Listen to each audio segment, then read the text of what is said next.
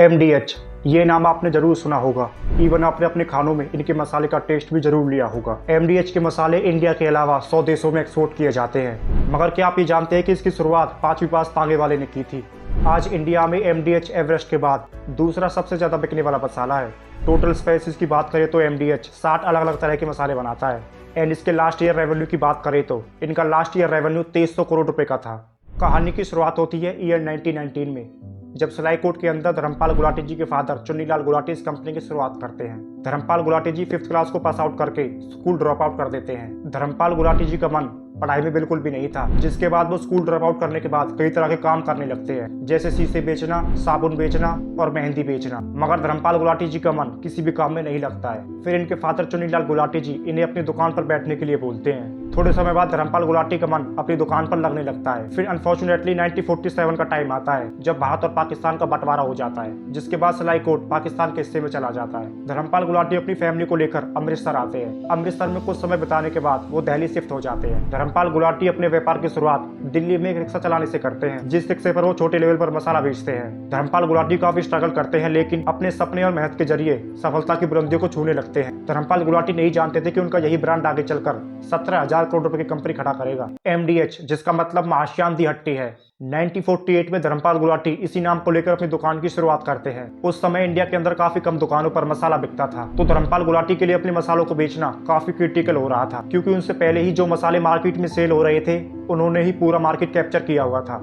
तो धर्मपाल गुलाटी अपने मसालों को बेचने के लिए अलग आइडिया सोचने लगते हैं। उस समय मार्केट के अंदर मसाले तो सब तरह के अवेलेबल थे, मगर जरूरत थी तो सिर्फ बेस्ट क्वालिटी की। इसके बाद धर्मपाल गुलाटी अपने मसालों को बेस्ट बनाने में लग जाते हैं। मगर यह धर्मपाल गुलाटी जी के सामने चैलेंज था कि अगर वो क्वालिटी बेहतर रखेंगे तो इन्वेस्टमेंट भी ज्यादा होगा, जिससे मसालों के दाम भी इंक्रीज होंगे। दाम इंक्रीज होंगे तो मसाला कम सेल होगा, क्योंकि उस समय लोगों के पास पैसा बहुत कम होता था। इसके बाद धर्मपाल गुलाटी अच्छी क्वालिटी के साथ मसाला बेचना शुरू करते हैं। वो मसाला मेकिंग प्रोसेस को खुद देखते हैं। धर्मपाल गुलाटी ने कम कॉस्ट पर अच्छी क्वालिटी दी, जिससे वो लोगों के बीच बहुत जल्दी पॉपुलर हो जाते हैं। इनकी दुकान पर मसाला खरीदने के लिए लोगों की लंबी लंबी भीड़ लगने लगती है। जो मार्जिन उन्होंने वैल्यू में खोया था वो इनको क्वांटिटी में मिलता है। इसके बाद धर्मपाल गुलाटी सोचते हैं कि उन्हें अपने मसालों को पूरी दिल्ली में बेचा जाए। वो अपने मसालों को बेस्ट तो बना लेते हैं, मगर अब उन्हें जरूरत थी डिफरेंट बनाने की। इससे पहले धर्मपाल गुलाटी अपने मसालों को बेचने के लिए प्लास्टिक पैकेजिंग का यूज किया करते थे, मगर अब से वो पैकेजिंग को अलग तरह से देने लगते हैं। धर्मपाल गुलाटी प्लास्टिक पैकेजिंग के साथ एक पेपर बॉक्स का यूज करने लगते हैं, जिस पेपर बॉक्स पर वो अपनी दुकान का नाम मेंशन करते हैं। दुकान का नाम लंबा होने की वजह से वो इसे MDH में कन्वर्ट कर देते हैं, और इस नाम को कोई कॉपी ना कर सके इसलिए वो अपनी पिक्चर भी पैकेट पर लगा देते हैं। फिर कुछ समय बाद धर्मपाल गुलाटी किसी काम के लिए मुंबई जाते हैं, जहां पर उनकी नजर एक मसालों की दुकान पर पड़ती है, जो दुकान एक इंटीरियर डिजाइन के साथ बिल्कुल लग्जरी लग रही थी।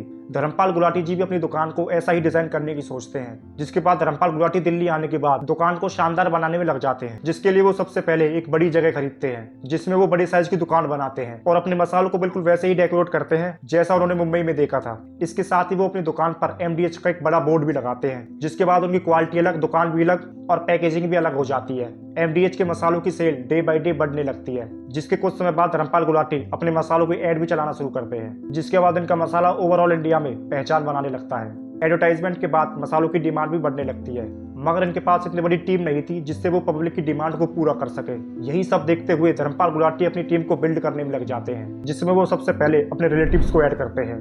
अलग अलग पदार्थ को अलग अलग लोगों को सौंप देते हैं, जिसके बाद ये लोग मसालों में मिलावट करने लगते हैं। इसके कुछ समय बीतने के बाद ही इसके बारे में धर्मपाल गुलाटी जी को मालूम पड़ जाता है, क्योंकि उस समय धर्मपाल गुलाटी परचेजिंग, ग्राइंडिंग और पैकेजिंग का काम खुद ही देखा करते थे। जिसके बाद वो अपने टीम मेंबर्स को आउट कर देते हैं। टीम मेंबर्स को आउट करने के बाद सारा काम खुद ही देखने लगते हैं। उस समय से मसालों को मिक्स करके बेचने लगते हैं, जैसे पाव भाजी मसाला, छोले भटूरे मसाला, सांभर मसाला और गरम मसाला। इन अलग अलग तरह के मसालों को अलग अलग जगह पर बेचने लगते हैं। धीरे धीरे MDH का एम्पायर बड़ा होने लगता है। धर्मपाल गुलाटी जी से दिल्ली की एक दुकान से लेकर आज दुनिया के 100 देशों में एक्सपोर्ट करते हैं। MDH की मार्केटिंग एक स्ट्रेटेजी मार्केटिंग है। पुराने एरा में एक न्यूज़पेपर चलता था, प्रताप न्यूज़पेपर, जिसमें MDH की पहली ऐड आती है। उस समय न्यूज़पेपर का काफी बड़ा रोल MDH की सेलिंग के पीछे था। इसके बाद MDH की ऐड टीवी पर भी आने लगती है, जिसमें MDH अपनी पहली वीडियो ऐड एक शादी समारोह पर दिखाने की सोचता है, जिसके अंदर एक लड़की के फादर का भी रोल होता है, लेकिन लास्ट में वो फादर गायब हो जाता है। जिसके बाद धर्मपाल गुलाटी खुद उस फादर का रोल प्ले करते हैं।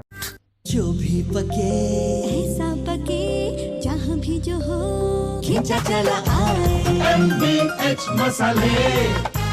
किचन किंग हो या गरम मसाला, पाव भाजी या चंकी चाट मसाला, असली मसाले सच सच MDH जिसके बाद वो अपनी सारी वीडियो ऐड में खुद ही आने लगते हैं, जिससे इनकी कॉस्ट भी कम लगने लगती है। धर्मपाल गुलाटी जी ने अपनी लास्ट वीडियो ऐड 97 ईयर्स की एज में की थी। 25 साल की उम्र तक धर्मपाल गुलाटी जी पाकिस्तान के अंदर अपनी दुकान चलाते थे। 1947 में पार्टीशन के बाद धर्मपाल गुलाटी जी 1500 रुपए लेकर इंडिया आते हैं और उन 1500 रुपए में से 600 रुपए का तांगा खरीदते हैं, जिस तांगे पर वो अपने मसाले बेचने का काम करते हैं। मगर कुछ समय बाद पैसों की कमी की वजह से वो अपना तांगा भी बेच देते हैं। इंडिया पाकिस्तान के पार्टीशन पर इनकी एज 23 साल थी।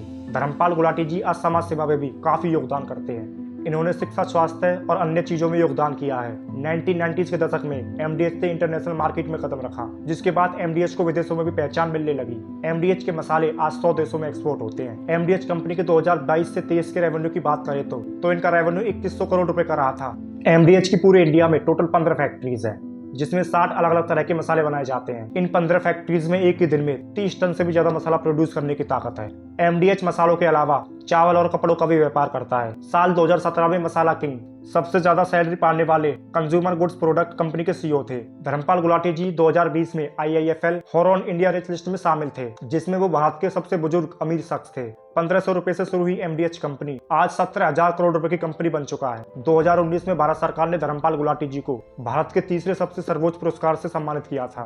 धर्मपाल गुलाटी जी ने अपनी कंपनी का कभी 90% रेवेन्यू दान में भी दिया था। उनके फादर के नाम से चल रही चुन्नीलाल चैरिटेबल ट्रस्ट को 90% दान दिया था। ये ट्रस्ट दिल्ली में 250 बेड के हॉस्पिटल के साथ झुग्गियों में रहने वाले लोगों के लिए 4 स्कूल और मोबाइल हॉस्पिटल रन करता है। अप्रैल 2020 में कोविड के टाइम पर डॉक्टर्स को 7500 PPI किट भी दान की थी। धर्मपाल गुलाटी जी को कुछ खास चीजों का शौक था, जैसे कबूतरबाजी करना, पहलवानी करना और पतंग उड़ाना। इसके साथ ही वो पंजाबी खानों के भी बहुत शौकीन थे। उन्हें दुनिया की महंगी कारें भी बहुत पसंद थी और उनके कार कलेक्शन में कई लग्जरी कार भी मौजूद है, जैसे 7 करोड़ की Rolls Royce, limousine, Mercedes Benz. कुछ समय पहले इंडिया के अंदर 3 बड़ी कंपनीज पर बहुत सीरियस आरोप लगे थे कि वो ऐसे प्रोडक्ट्स बेच रहे हैं जिससे बच्चों की हेल्थ को नुकसान पहुंच रहा है, और नुकसान ही नहीं बल्कि लोगों में कैंसर भी पैदा हो सकता है। ये 3 बड़ी कंपनीज है, एवरेस्ट, एमडीएच और नेस्ले। इनके मसालों में एथिलीन ऑक्साइड पाया गया था, जो लोगों के अंदर कैंसर क्रिएट कर सकता है। ये रिपोर्ट अप्रैल 2024 में हांगकांग के अंदर से आती है। हांगकांग के सेंटर फॉर फूड सेफ्टी ने एक प्रेस रिलीफ जारी किया, जिसमें उन्होंने बताया कि इसके अंदर एथिलीन ऑक्साइड है, जो लोगों के लिए जानलेवा साबित हो सकता है। और जिन मसालों के अंदर ये मिला वो मसाले हैं सामर मसाला, करी मसाला और एवरेस्ट का फिश करी मसाला। हांगकांग की एजेंसी ने कहा कि कोई भी लोग इन मसालों को कंज्यूम ना करे। एजेंसी ने बताया कि इन मसालों को यूज करने से इमीडिएटली तो कुछ नहीं होगा, मगर लंबे समय तक यूज करने से आपके अंदर कैंसर जैसी बीमारियां हो सकती हैं। एमडीएच मसालों की कंपटीशन की बात करें तो इसका सबसे बड़ा कंपटीटर है एवरेस्ट। एवरेस्ट एमडीएच का एक टॉप कंपटीटर है एंड इसका मार्केट शेयर भी काफी बड़ा है। एंड एमडीएच जैसे ही इनके पास भी वाइड रेंज ऑफ प्रोडक्ट्स हैं, जैसे गरम मसाला, बिरयानी मसाला एंड चाट मसाला। वॉल्यूम और मार्केट रीच के टर्म में एवरेस्ट को इंडिया का सबसे बड़ा स्पाइस ब्रांड माना जाता है। उनका एडवर्टाइजमेंट काफी स्ट्रॉन्ग है और देश भर के कई घरों में उन पर ट्रस्ट किया जाता है। एवरेस्ट अपनी डिस्ट्रीब्यूशन और ब्रांड विजिबिलिटी में काफी इन्वेस्ट करता है। क्वालिटी को मेंटेन करना इनकी सबसे बड़ी स्ट्रेंथ है, जो उनको एमडीएच के अगेंस्ट स्ट्रॉन्ग बनाता है। एमडीएच का दूसरा सबसे बड़ा कंपटीटर है कैच स्पाइसेस। कैच एक थोड़ा प्रीमियम ब्रांड के तौर पर पोजीशन किया गया है। उनका फोकस हाई क्वालिटी और हाइजीनिकली पैक्ड स्पाइसेस पर आता है। फ्रेशनेस और प्योरिटी पर ध्यान देने के कारण कैच एमडीएच का एक स्ट्रॉन्ग कंपटीटर बन गया है। कैच टेबल टॉप प्रोडक्ट्स जैसे ब्लैक सॉल्ट ऑफर करता है, जिसमें एमडीएच इतना इन्वॉल्व नहीं है, और यही चीज कैच को मार्केट में एक यूनिक स्पेस देता है। एमडीएच का अगला कंपटीटर है बादशाह मसाला। बादशाह भी इंडियन स्पाइस मार्केट में एक बड़ा प्लेयर है। उनके प्रोडक्ट्स एमडीएच के बहुत सिमिलर है और ये ट्रेडिशनल इंडियन स्पाइसेस मिक्सेस पर फोकस करते हैं। एमडीएच का अगला कंपटीटर है प्रिया मसाला। प्रिया मसाला मेनली इंडिया के सदर्न पार्ट्स में बेचा जाता है, जहां एमडीएच की प्रेजेंस थोड़ी वीक है। प्रिया के प्रोडक्ट रीजन स्पेसिफिक मसाला जैसे सांबर मसाला, रसम पाउडर एटसेट्रा ऑफर करता है। एमडीएच का फ्यूचर काफी इंटरेस्टिंग और डायनेमिक हो सकता है, क्योंकि इंडियन स्पाइसी मार्केट में कंपटीशन बढ़ रहा है और कंज्यूमर प्रेफरेंसेस भी चेंज हो रहे हैं। जैसे हेल्थ कॉन्शियस ट्रेंड, आजकल कंज्यूमर्स ज्यादा हेल्थ कॉन्शियस होते जा रहे हैं। लोग अब रिफाइंड फ्री और ऑर्गेनिक प्रोडक्ट्स प्रेफर करते हैं। एमडीएच को अपनी प्रोडक्ट्स लाइन में चेंज लाना होगा, जैसे कि लो सोडियम, ऑर्गेनिक या प्रेजेंटेटिव फ्री, ऑर्गेनिक एटसेट्रा। अगर एमडीएच इस ट्रेंड को कैच कर लेता है तो फ्यूचर में उसकी पोजीशन काफी स्ट्रांग हो सकती है। एमडीएच को फ्यूचर में प्रोडक्ट इनोवेशन काफी जरूरी होगा। कंज्यूमर अब ट्रेडिशनल स्पाइसेस के अलावा इनोवेटिव स्पाइस की डिमांड भी करते हैं।